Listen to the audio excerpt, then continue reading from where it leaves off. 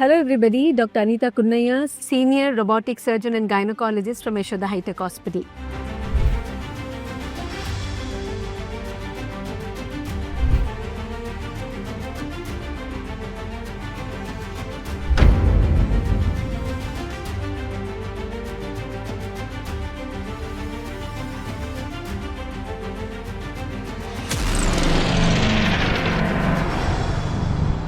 So welcome to the program, ma'am, and I hope you're having a great day. Hi Lakshmi, morning. So let's be honest. Do you think that period pain is normal, or we've all believed that suffering is a personality trait or something?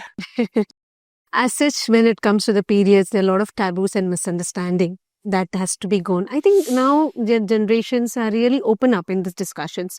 So let us really open up the gates related to the periods pain. Yeah. Is periods pain always normal? Answer is no. Well, your eyebrows raises up. Yes. The reason is some amount of intensity of pain which often comes up during periods are physiologically normal. But the pain which is absolutely regular, increasing in intensity, prolonging the durations, having heavy crunchy crampy pains, requirement of painkillers multiple times, affecting your routine lifestyles, skipping your office, Yes. skipping your school for teenagers. Well, for our ladies who really work hard and support the family, cannot support their family during those times. It's a very tricky situation, And most of the time it is, told that it's absolutely quite normal. Why are you dramatizing? Those words are really painful to hear, Lakshmi. It is really not good because these pains intensity are way beyond the normal. So this line demarcation between normal pain and the pain which is because of endometriosis, which is commonly we see in a gynecology, should be understood correctly. So let's talk something about today's topic, that is endometriosis. I'm sure it's a topic where most of us Google at 2 a.m. in the morning and suffers quietly and secretly, isn't it? So how would you like to explain endometriosis? I mean, just imagine you're talking to a friend and not at a medical conference. I wish I shouldn't be talking on a forum on endometriosis on the medical grounds. Believe me, this is very, very important because the term endometriosis itself among the fraternities many times is confusing to understand. And what about our common public to understand it? So let me make it in a simple forum. So endometriosis is a very benign condition where it is as common as diabetes. It is as common as hypertension. It is as common that 1 in 10 women suffer with endometriosis. This should raise the eyebrows. It should. The reason why it has not come to the forum is that endometriosis per se is not seen visually. Most of the women suffer very silently inside, but yet they cannot express it. She or she thinks like this is quite common. Even the public notion is understanding it is normal. No, it is not normal. So endometriosis is a condition wherein normally in the uterus we have 3 layers. That is inner layer called as endometrium, the middle layer of the uterus called as the myometrium, and the covering of the uterus called as perimetrium. The endometrium is a very active layer. Every month they grow, they shed, they grow, they shed. This is the beauty of the nature. But these menstrual blood have a natural passage to come out. In some of the individuals, maybe a genetic, maybe a family history, some predisposing factors related to some previous surgery like myomectomy or a previous DNCs or cesarean section, these glands get spilled from the only communicating is the fallopian tubes inside the pelvis. Oh, so it's like the one member in the WhatsApp group was texting good morning at the midnight. And those few members, they don't keep quiet, They go inside spill. The nature is also given a thing to clear this glands which comes in the peritoneum. But some of the glands, some of the menstrual blood, have a shedded glands, they actively start implanting in various surrounding organs. The commonest is what? The very close by is the ovaries. Next comes the uterine supporting structures.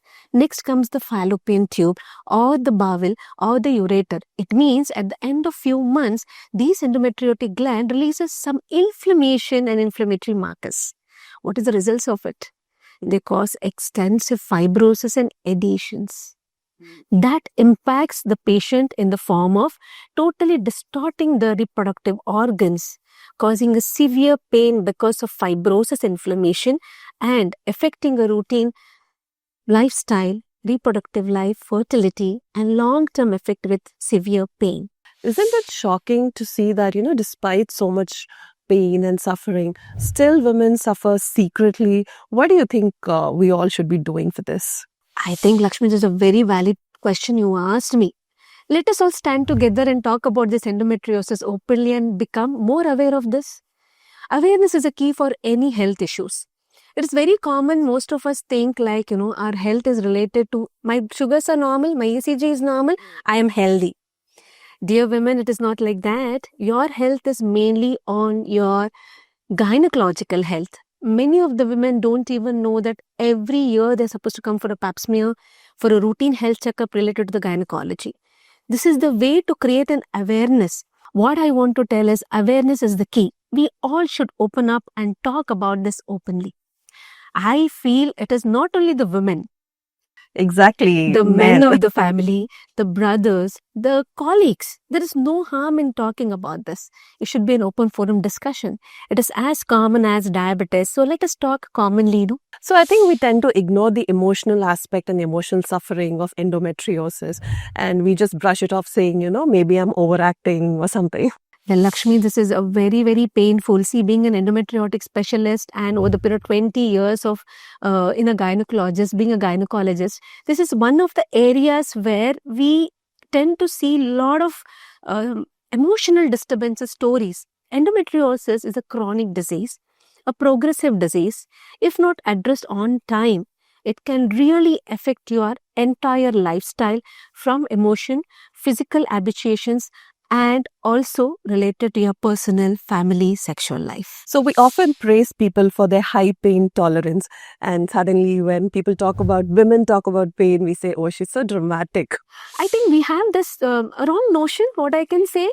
The moment the pain comes, it is a taboo that women delivers a baby, she has to tolerate pain. Why? Exactly. I don't think so. This should be the way it has to be. So you think if men had periods, would there be national holidays? I wish there is so many, special national holidays, Mother's Day, Women's Day, Men's Day. The government has declared some of the states now that they are going to get a holiday during their working time if they are in periods, just to give women a rest.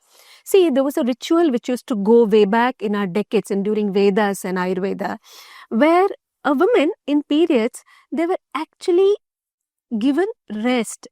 It's a very, very wrong understanding. That tradition became an isolation, It is not that women in periods shouldn't touch anything or she shouldn't come. During periods, she will be losing blood. Yeah. She will be very weak. Lot of hormones changes in the body. It is basically a ritual to give the rest mentally and physically for the women to regain back her energy.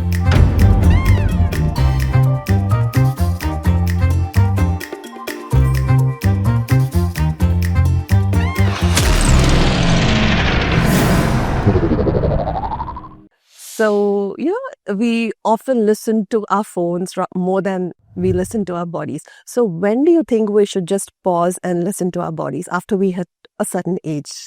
Our body physiological changes will signal you. It is not based on the age. For example, a teenager coming with periods and menstrual pain, having small pain, mild pain, he or she is very active. But the same teenager coming with severe, tremendous pain, does age matter here? No, age doesn't matter here. But our body signal is mattering to us. Is she really suffering with normal pain or a pain related to endometriosis? Second, when our body signals, every woman have a way of calendar cyclical periods. For some, it may be 3 days. For some, it may be 5 days. For some, it may be 1 day of pain. For some, it may be 2 days of pains. Since the day of menarche, that is the onset of menstrual cycle, your pain and flow, you are rhythmic about it. Anything deviating from this, it's signaling you. So every endometriosis, does it give a clue? Answer is no. But when your body signals to the symptoms, alerting is a clue behind it, and visiting your gynecologist is the best way. So we all know, the amount of work you've dedicated towards endometriosis and your publications. So how did this light bulb moment happen to you? Being a woman, I want to say that, pain is something a woman has a very high tolerance. Over a period of practice of 20 years, this is a condition. Endometriosis is not an easy case to handle by everybody. It requires an expertise and experience to handle this because the disease is very complex. So my focus zone was to help our women to have a one roof treatment with the exclusively last year in 2020-25 at Yashoda High-Tech Hospital. We inaugurated our endometriotic exclusive dedicated clinic on endometriosis. So we want our center has become a center of excellence of endometriosis. We work together to help our women to have this pain-free periods and treat them in a right way. On a personal note, you always wanted to be a doctor, or you had any other plans? I always wanted to be a doctor. I always wanted to be a surgeon. Gynecology was my cup of coffee and my passionate about gynecology. For me, working in gynecology, I'm blessed, Lakshmi. I'm blessed to have this in my profession. I'm very, very happy to work here because I'm working for my women. My patients are my, when I see them smiling after, having so much of pain, pre-surgery and post-surgery, they come and sit with me and chat, "Ma'am, I'm enjoying my periods. Ma'am, I have progressed in my career. Ma'am, I've been promoted. Madam, I'm getting married. I've got a pregnancy been positive." This is what we want. This is what we are working on it.